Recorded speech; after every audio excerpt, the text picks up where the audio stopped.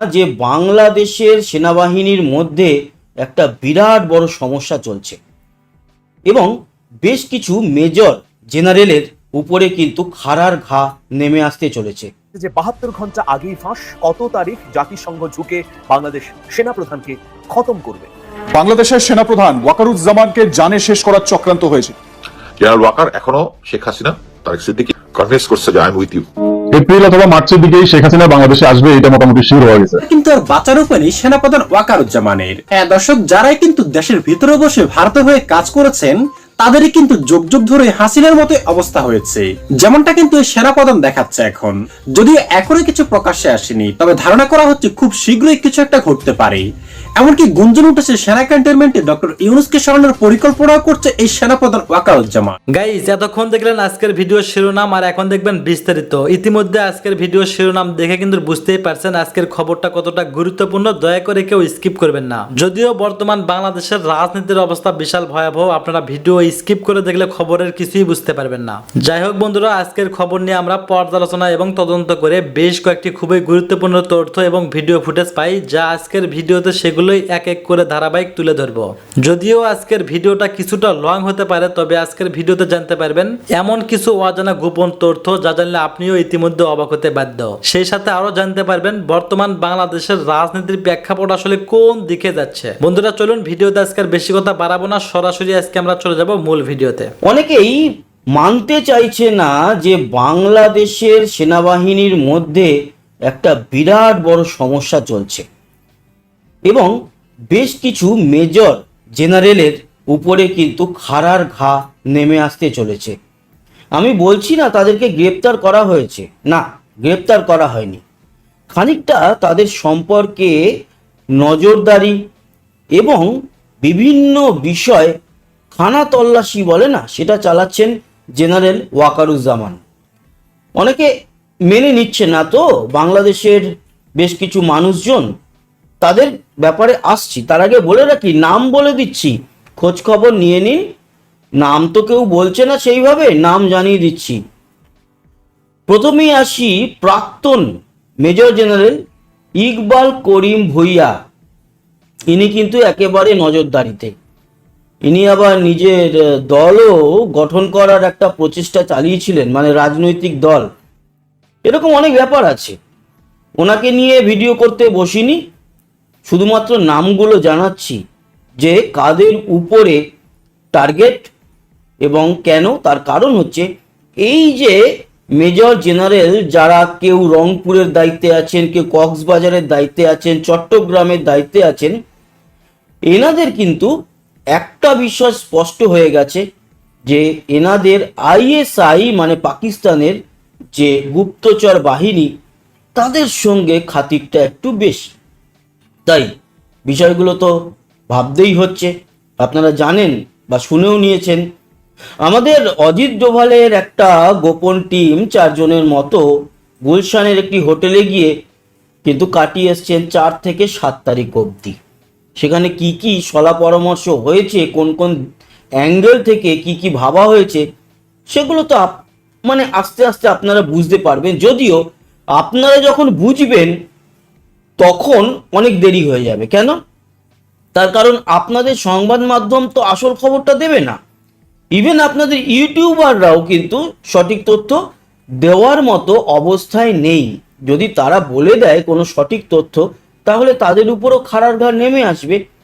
এই খাড়ার ঘাটা আবার আসবে এই ইউনূস কাকু এবং ভাইপোদের তরফ থেকে। যদিও ইউনূস কাকুর পাশে এখন আর ভাইপোরা নেই। আচ্ছা, আরও মেজর জেনারেলের নামগুলো শুনে নিন। সবার ডেজিগনেশন বলার দরকার নেই। মেজর জেনারেল মীর মুশফিকুর রহমান, যিনি আছেন 24তম পদাতিক বাহিনীর জিওসি হিসাবে। তো ওনার ডেজিগনেশন বললাম, বাকি ডেজিগনেশন এখানে সবার লেখা আছে, কোন জায়গায় আছে এই মুহূর্তে সমস্তটাই রয়েছে। আমি শুধু নামগুলো বলছি। Major general Abu Hasnat, major general Hussain Mohammad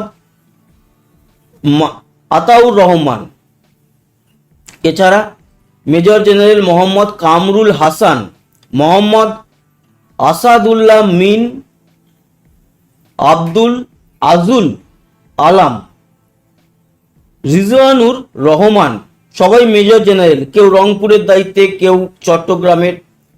তারপর জাহাঙ্গীর মাহমুদুল্লাহ, এস কামাল হোসেন, এই যে নামগুলো আপনাদের সেনাবাহিনীর মেজর জেনারেল, তাদের একটু খোঁজ খবরটা নিন। গ্রেপ্তার কাউকে করা হয়নি, কিন্তু সবার মাথার উপরে খাড়ার ঘা কেন? আইএসআইকে নিয়ে গেছিল একেবারে গাজীপুরে, আপনাদের বাংলাদেশের যে অস্ত্র কারখানা আছে সেখানে নাকি পাকিস্তানের একটি এক্সটেনশন ওয়ার্ড খোলা হবে, যেখানে পাকিস্তানের লোকজন এসে যুদ্ধাস্ত্র তৈরি করবে। যদিও বাংলাদেশের সেনাপ্রধান জেনারেল ওয়াকারুজ্জামান সেটিকে আপাতত রদ করে দিয়েছেন, যেটা বাংলাদেশের জন্য ভালো। তার কারণ এমনিতেই দেখতে পাচ্ছেন ধর্ষণ, খুন, ডাকাতি, রাহাজানি এটা আরো বেড়ে যেত। কিন্তু বাংলাদেশের মানুষ খবর পেয়ে যাচ্ছে, ভারতের তরফ থেকে, পশ্চিমবঙ্গের তরফ থেকে, কলকাতার তরফ থেকে খবর পেয়ে যাচ্ছে। বাংলাদেশের যারা এই মিডিয়া, ইউটিউবার, তারা কিন্তু আসল খবরটা দিচ্ছেন না। আসলে এই পুরো বিষয়ের উপরে আমার একটা ছোট্ট গল্প মনে পড়লো, যেটা আপনাদেরকে না শোনালেই নয়, তবে এই গল্পটা জোকস হিসাবে নেবেন। বিষয়টা কি জানেন তো? একটি গ্রামে মুখার্জি বাবু বলে একজন লোক ছিলেন, এবং ওনার অবশ্যই ফ্যামিলি, মুখার্জি গিন্নিও ছিলেন। তো ওনাদের পরপর 4 মেয়ে হয়েছে। এবার গ্রামের দিকে কি হয়, ছেলে না হলে সেই কথা শোনায় না, বাড়ির বউকে, ছেলেকেও বলে, কিরে তোর একটা ছেলে হলো না।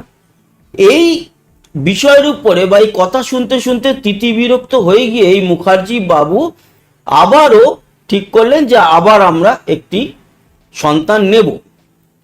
এবারও মুখার্জি গিন্নি প্রেগনেন্ট হলেন। প্রেগনেন্ট হওয়ার পর উনি যথারীতি হাসপাতালে গেলেন। এবার কিন্তু মুখার্জি বাবু কারুকে ডাকেননি, এবং যখন হসপিটালে গেলেন ডেলিভারির পর, তিনি গিয়ে ওয়াইফকে জিজ্ঞেস করলেন কি হয়েছে। বললো এবারও মেয়ে হয়েছে। বলে ঠিক আছে, তুমি জানো, আমি জানি, বাকি যেন আর কেউ জানতে না পারে, আমাদের আত্মীয় স্বজন, পাড়া প্রতিবেশী কেউ যেন জানতে না পারে আমাদের মেয়ে হয়েছে। আমরা বাইরের সবাইকে বলে বেড়াবো আমাদের ছেলে হয়েছে। এইসব প্ল্যান প্রোগ্রাম করে তো ছেলে হয়েছে বলে সবাইকে মিষ্টি ফিষ্টি খাইয়ে, আত্মীয় স্বজন, বাড়ি, পাড়া প্রতিবেশী সবাইকে মিষ্টি ফিষ্টি খাইয়ে স্বামী স্ত্রী তার এই পঞ্চম বাচ্চাটিকে নিয়ে, যেটি আসলে মেয়ে কিন্তু ছেলে, একটা ভেষ পরিয়ে তাকে নিয়ে আসা হলো, এবং তার গিন্নিকে ইনস্ট্রাকশন দিয়ে দিল যে আত্মীয় স্বজন, পাড়া প্রতিবেশী কারুর সামনে ওর জামা প্যান্ট চেঞ্জ করবে না, অন্তত প্যান্ট চেঞ্জ করবেন না। বোঝা গেল আমি কি বলছি? প্যান্টটা চেঞ্জ করবে না কারুর সামনে, বাকি ছেলের হিসাবেই সমস্ত কিছু ওর পরিচয় ঘটে যাচ্ছে বাইরে। তো যখন অন্নপ্রাশন হবে, এখন অন্নপ্রাশন তো করতে হবে, অন্নপ্রাশনে ওর নাম দিয়েছে, একটা ছেলেরই নাম দিয়েছে রাজা। তো এইবার এই সমস্ত ঘটনার পর যে অন্নপ্রাশনে আত্মীয় স্বজন এসছে, এবং বউকে মুখার্জি বাবু বলে দিয়েছেন যে যাই ঘটে যাক, বাথরুম করলেও ওকে আলাদা ঘরে নিয়ে গিয়ে জামা কাপড় ছাড়াবে, চেঞ্জ করবে, কিন্তু আত্মীয় স্বজনের সামনে চেঞ্জ করবে না। ওর বউ মোটামুটি রাজি, যে কারণ এতদিন বাদে যখন মিথ্যা হলেও সবাই জেনেছে যে ছেলে হয়েছে, বাড়ির লোকজন সব খুশি যে হ্যাঁ বংশের প্রদীপ জ্বালানোর জন্য এসছে। এবার এই অন্নপ্রাশনে আত্মীয় স্বজন সবাই এসছে, বাবা মা দুজনেই এই আসলে মেয়ে কিন্তু ছেলে সাজিয়ে রাখা বাচ্চাটিকে আগলে রেখেছে। তবে একটা অনুষ্ঠান বাড়ি, বাবা মা তো এদিক ওদিক যাবেই, তো এরকম ভাবে হালকা ওর বাবাও একটু গেছে, মাও একটু সরেছে, আর বাচ্চাটা করে দিয়েছে বাথরুম, প্রস্রাব করে দিয়েছে। এবার পিসি মাসি এরা সবাই থাকে, তারা তার আগে থেকে কিছু কথা বলছিল, কি দেখেছো বাচ্চাটার চোখগুলো একদম ওর বাবার মতো হয়েছে, দেখেছো বাচ্চাটার কান দুটো একদম ওর বাবার মতো হয়েছে, দেখেছো? বাচ্চাটার নাক, গায়ের রং একদম ওর বাবার মতো হয়েছে। তারপরে বাচ্চাটা যখন বাথরুম করেছে, মা বাবা কেউ নেই, তো এক পিসি এসে দৌড়ে দৌড়ে এসে ওর প্যান্টটা খুলে, মানে চেঞ্জ করবে বলে প্যান্টটা খুলেছে, খুলে দেখছে যে হ্যাঁ, এ তো ছেলে নয়, এ তো মেয়ে। ওর বাবা তখন লাফিয়ে লাফিয়ে ঘরে ঢুকছে, বুঝে গেছে কিছু একটা ঘটনা ঘটেছে। তখন এসে ওই দৃশ্য দেখে সবাই যখন হতভম্ব, গালে হাত দিয়ে বসে আছে, তখন বলছে, ও চোখ বাবার মতো, গায়ের রং বাবার মতো, কান বাবার মতো, নাক বাবার মতো, মায়ের মতো কি কোনো একটা জিনিস হবে না? তো এই হচ্ছে ব্যাপার।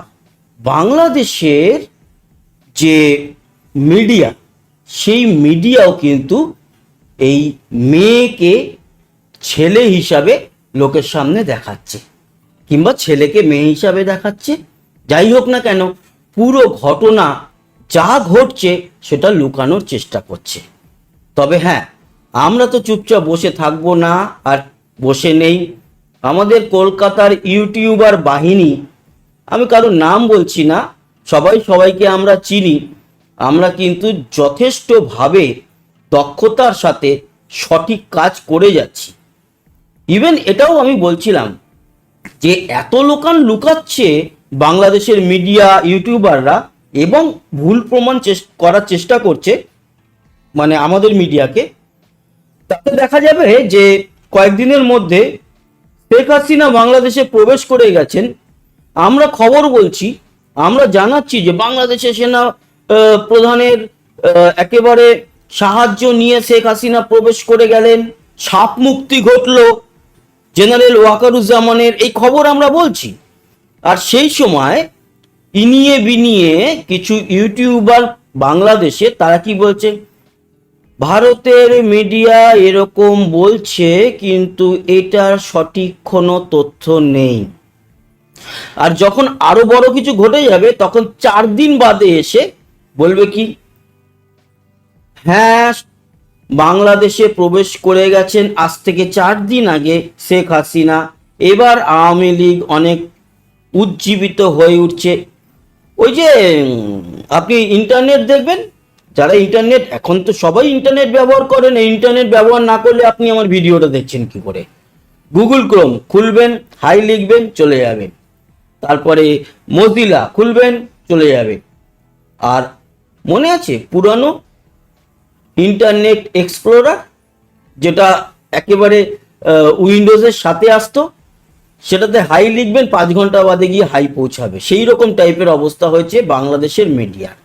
বাট বাংলাদেশের মানুষজনের হাতে ইন্টারনেট আছে, তারা সবসময় ব্যবহার করছে।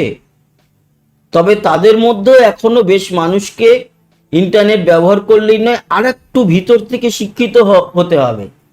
দেখুন, স্কুলে গিয়ে কলেজে গিয়ে পড়াশোনা করে শিক্ষিত হওয়াটা একটা আলাদা ব্যাপার, আর সামাজিক শিক্ষাটা আলাদা ব্যাপার। সামাজিক শিক্ষা কিন্তু স্কুল কলেজে হয় না, সামাজিক শিক্ষা সমাজ থেকে নিতে হয়। আমরা কেন বলছি, আমাদের কি লাভ আছে? আমরা চেষ্টা করছি সত্যটা তুলে ধরার জন্য। কেন? কারণ বাংলাদেশের সাধারণ মানুষকে ভুল বোঝানো হচ্ছে। ইভেন বলুন না, আপনারা নিজেরাই বলুন, এই যে এত হই হই রই রই করে এই যে মোহাম্মদ ইউনূসকে আনা হলো প্রধান উপদেষ্টা হিসাবে, তিনি বাংলাদেশকে কি শান্তি দিতে পেরেছে তাদেরকে স্বস্তি? না, উল্টে তিনি এসে লাভ কার হয়েছে? ওনারই লাভ হয়েছে। উনি ওনার যে কোম্পানি যেখান থেকে সুদের ব্যবসা করেন, ব্যাংকিং সেক্টর, সেগুলোতে ওনার উপরে যা যা অ্যালিগেশন ছিল, মামলা ছিল, সেগুলোকে তুলে নিয়েছে। এটাই ওনার জীবনের শেষ প্রান্তে এসে শান্তি। যাক বাবা, এই ছাত্র সমন্বয়ক, ষড়যন্ত্রকারী, তাদের পিছনে সাধারণ মানুষরা আমাকে এই জায়গাটা দিয়ে দিল যে নিশ্চিন্তে আমি এই পৃথিবী ছেড়ে যেতে পারবো। কারণ মৃত্যুর আগে ওনার নামে যা মামলা, সেগুলো হটিয়ে দিল। এবার দেখুন, আবার সেই মামলা রিলঞ্চ করতে অন্য গভর্নমেন্ট আসার পর যা সময় চলে যাবে সেই সময় পর্যন্ত উনি বেঁচে থাকুক 1000 বছর, কিন্তু এই মামলা রিলঞ্চ করে তার বিরুদ্ধে আবার স্টেপ নেওয়ার আগে উনি পৃথিবী ছেড়ে চলে যাবেন, এটুকু গ্যারান্টি। তাই উনি ওনার কাজটাই করেছেন, কিন্তু বাংলাদেশের সাধারণ মানুষকে কি স্বস্তি দিতে পেরেছে? পারেনি, বরঞ্চ আরো অস্বস্তির দিকে ঠেলে নিয়ে গেছে, আরো আরো অনেক অস্বস্তির দিকে ঠেলে নিয়ে গেছে। তাই যেটা বলার সেটা হচ্ছে যে বাংলাদেশের মানুষকে এখন বুঝতে হবে কোনটা ঠিক কোনটা বেঠিক। কেউ মানে বললো এটা হচ্ছে পিছনে একেবারে সোজাসুজি চলে যাবে না, এই ভুলটা করেছেন আপনারা। আগস্ট জুলাইয়ে ষড়যন্ত্রকারীদের পিছনে আপনারা চলে গেছেন, ভালো মন নিয়ে গেছেন, আপনারা ভেবেছিলেন যেটা ভালো হচ্ছে, কারণ সত্যিই তো 40% উপরে মুক্তিযোদ্ধাদের জন্য কোটা, তাদের অ্যাকচুয়ালি তো কোটা বিরোধী আন্দোলন থেকে শুরু হয়েছিল, কিন্তু সেখান থেকে যখন দেখলেন যে 7%-এ চলে এলো, সরকার মেনে নিল, সেখানে আপনাদের আর উচিত ছিল না সেটাকে বড় করার।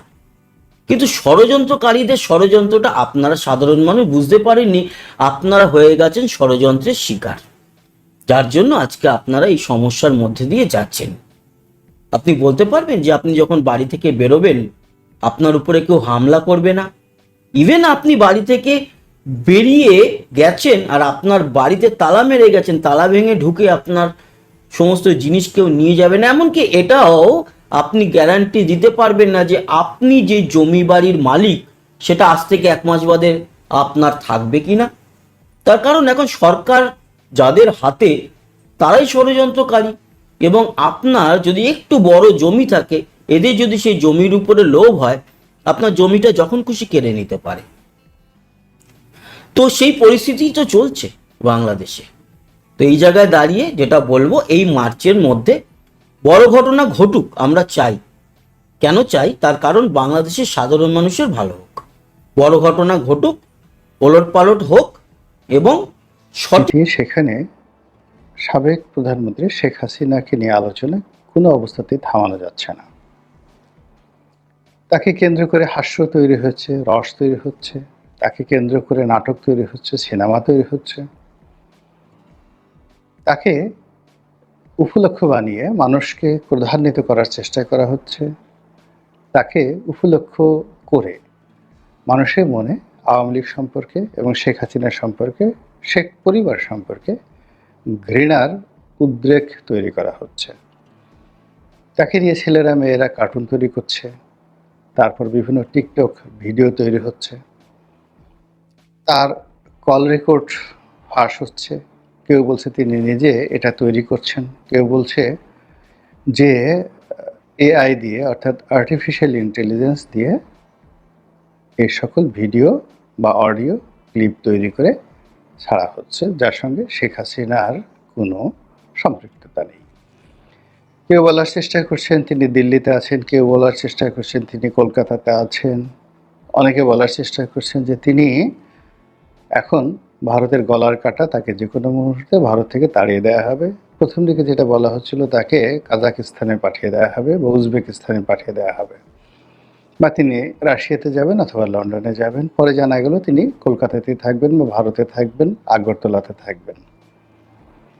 এখন অনেকে বলার চেষ্টা করছেন যে তিনি খুব রোগাক্রান্ত, ভীষণ রকম অসুস্থ। আবার কেউ বলার চেষ্টা করছেন যে তিনি মূলত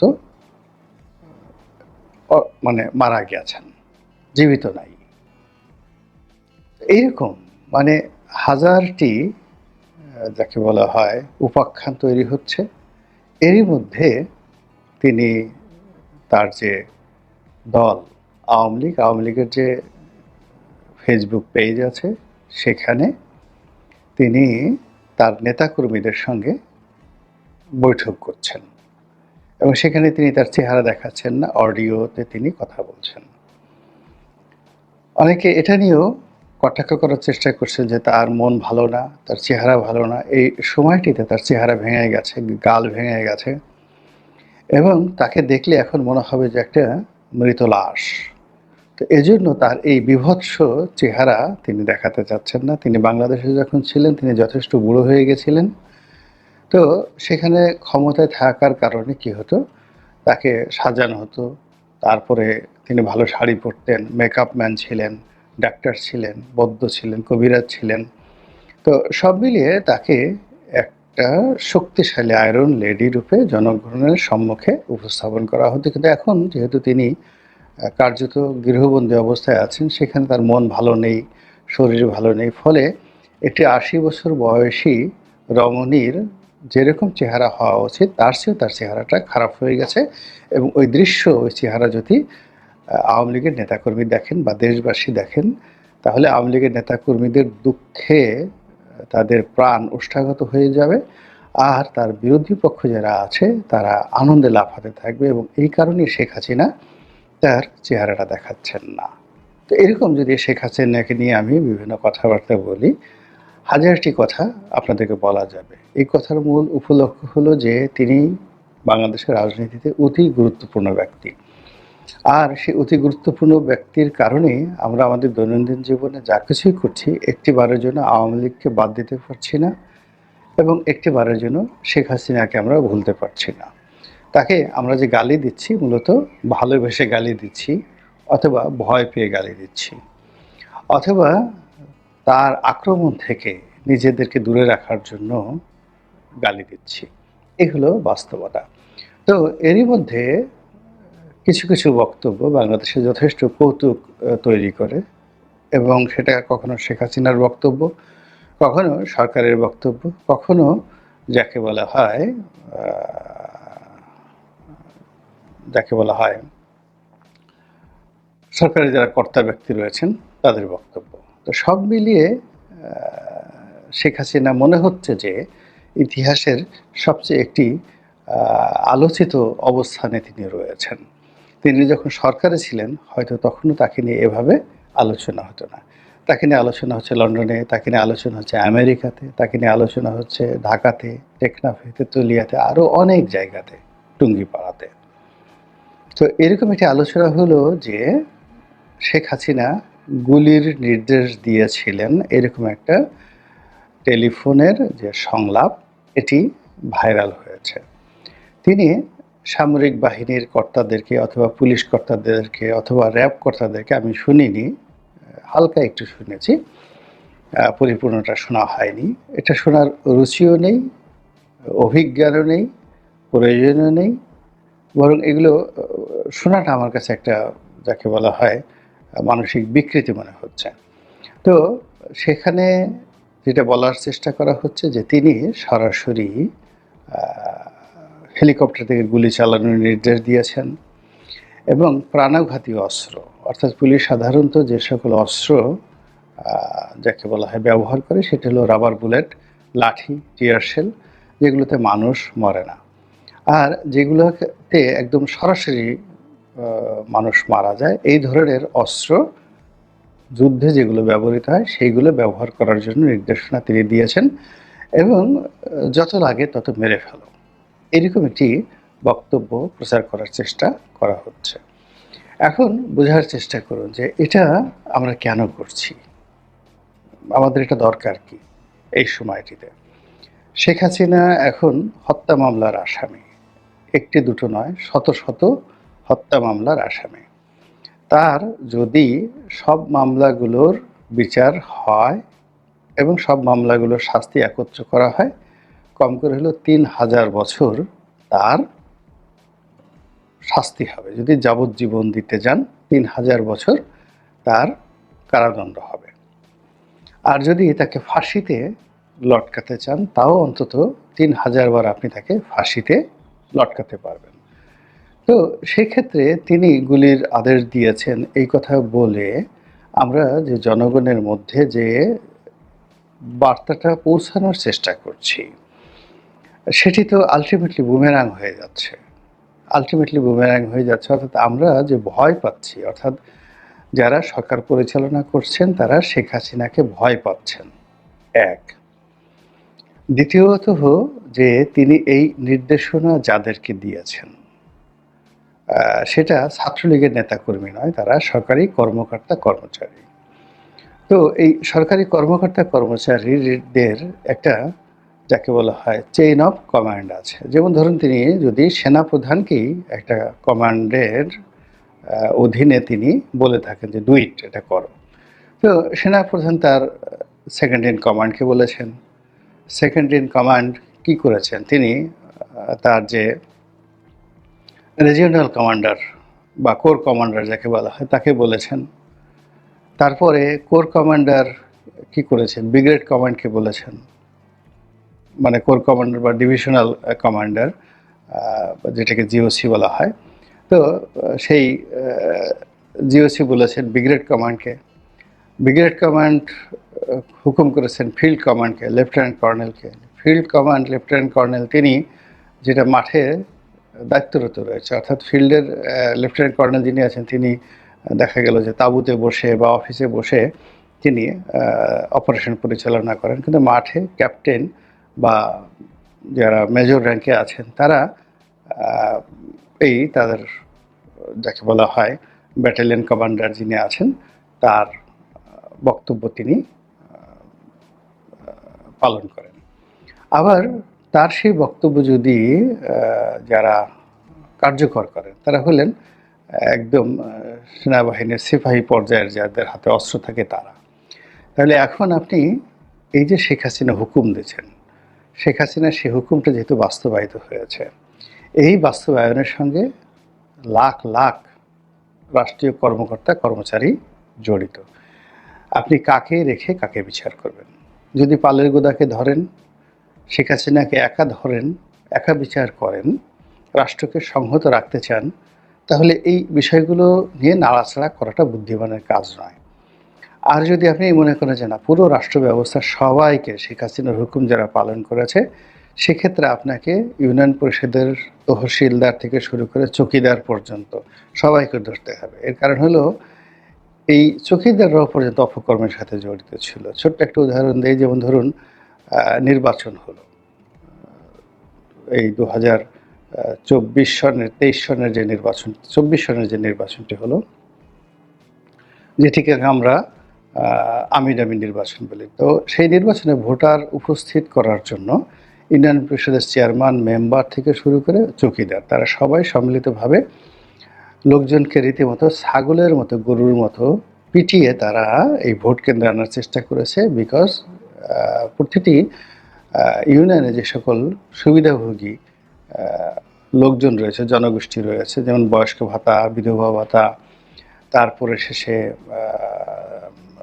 40 দিনের কর্মসূচি, এরপর জেলেদের চাল দেওয়ার যে কর্মসূচি, এরকম অন্তত 20 থেকে 25টি সুবিধাভোগী শ্রেণী রয়েছে। তো এই যারা এই সুবিধাগুলো গ্রহণ করেন তাদের সবাইকে বাধ্য করা হয়েছে ভোট কেন্দ্রে আসার জন্য। এখন আপনি যারা ভোট দিয়েছে তাদেরকেও তো আপনার মারতে হবে যে তোমরা এত খারাপ, মাত্র 20 কেজি চালের জন্য তোমরা একটা অবৈধ সরকারকে ভোট দিয়েছ, চলো তোমাদেরকে শাস্তি দেই। তো এইভাবে আসলে যত উইন্ডো বাড়াবেন, যত ফ্রন্ট বাড়াবেন, তত বেসিক্যালি আপনি বিপদ এবং বিপদের পদে পড়বেন, এবং যাদেরকে আপনি টার্গেট করবেন, হয়তো আপনি টার্গেট না বুঝেই করছেন, তারা আলটিমেটলি সবাই শেখ হাসিনার পক্ষে চলে যাবে। তো এই কারণে কি হচ্ছে যে এই যে শেখ হাসিনা হুকুম দিয়েছেন, এই জিনিসটা প্রচার করাটা আসলে মানে যারা কর্তা ব্যক্তি রয়েছেন তাদের জন্য একটা নির্বুদ্ধিতার কাজ হয়েছে। এবং এই কর্মের ফলে যেটি প্রকাশিত হয়ে পড়ে সেটি হলো মানুষ সবসময় শক্তিশালী লোককে পছন্দ করে, আর শক্তিশালী গাছ পছন্দ করে, শক্তিশালী মানুষকে পছন্দ করে, তারা তাদের কাছে যায় না। আমরা যেমন দেখা যদি বলা হয় যে ঠিক আছে একটা রয়্যাল বেঙ্গল টাইগার, একটা রয়্যাল বেঙ্গল টাইগার, তাকে প্রশংসা করার কিচ্ছু নেই, প্রচণ্ড হিংস্র, কাছে গিয়ে দেখবেন প্রচণ্ড দুর্গন্ধ আসে, এত দুর্গন্ধ আসে, এবং এ যদি আপনাকে একটা চুম্বন করে বা তার জিহ্বা দিয়ে যদি আপনাকে, যাকে বলা হয় একটা লেহন করে, চাটা দেয়, আপনার চামড়া উঠে যাবে। আপনারা জানেন যে বাঘের যে জিহ্বা, এটা এতটা ধারালো যে কোনো ওয়ালে যদি বাঘ চাটে, ওয়ালের প্লাস্টার পর্যন্ত খসে পড়ে, এতটা শক্তিশালী, এতটা ধারালো। তো তারপরে আমরা সেই বাঘকে কি বলি? বাঘ মামা বলি। সিংহকে কি বলি? সিংহ মামা বলি। অথচ বাঘ সিংহের কাছে আপনি তাদের মানে কোনো কিছুই নেই যেটাকে আপনাকে আকর্ষণ করতে পারে, গায়ে দুর্গন্ধ, হিংস্র, তারপর তাদের যে বুদ্ধিশুদ্ধিও কিন্তু শিয়ালের মতো অতটা বুদ্ধিশুদ্ধি নেই, গোয়ার গোবিন্দ টাইপের, একা একা থাকে, কারোর সাথে চলে না, অসামাজিক, কিন্তু আপনি তাকে ভালোবাসেন শক্তিমত্তার জন্য। এখন আপনি শেখ হাসিনা গুলির হুকুম দেন, তারপর শেখ হাসিনা গুম করেন, খুন করেন, তারপরে শেখ হাসিনা এটা করেন ওটা করেন, মানে যেভাবে যত নেতিবাচক কথা বলেন তাকে মূলত একজন রাক্ষসী, একজন ডাইনি, আপনি যেভাবেই তাকে প্রমাণ করতে চান না কেন, আলটিমেটলি আমাদের যারা ভীত সন্ত্রস্ত যারা লোকজন রয়েছে তারা ভয় করবে এবং শেখ হাসিনার ব্যাপারে নিউট্রাল হয়ে যাবে। এবং তারা অনেকেই বলবে যে এই মহিলা যদি কোনো কারণে আবার আসে তাহলে তো এই সময়টাতে সে হেলিকপ্টারে করে গুলির হুকুম দিয়েছে, আগামীতে তো হেলিকপ্টার থেকে গুলির হুকুম দেবে না, যে বলে ডাইরেক্ট ধরে নিয়ে আসো আর আমার চোখের সামনে তাদেরকে ব্রাশ ফায়ার করে মেরে ফেলো।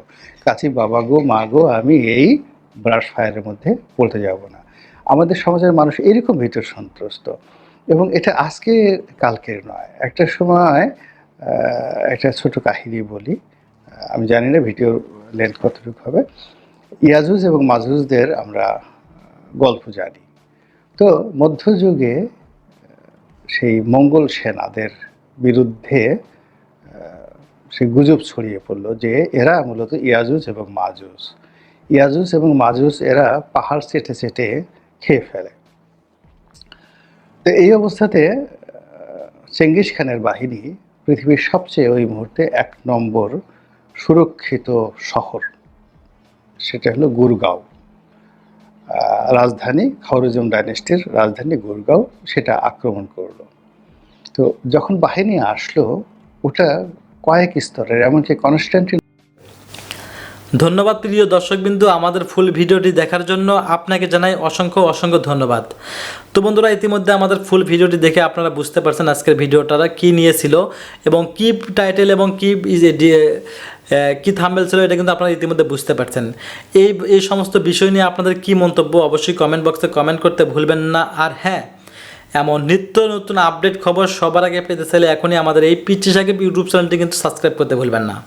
বন্ধুরা, ভিডিওতে আমরা নিজস্ব কোনো কথা বলা হয় না, যা কিছু দেখছেন যা কিছু শুনছেন সব কিছু কিন্তু সোশ্যাল মিডিয়া থেকে নিয়ে সংগ্রহ করা। ধন্যবাদ।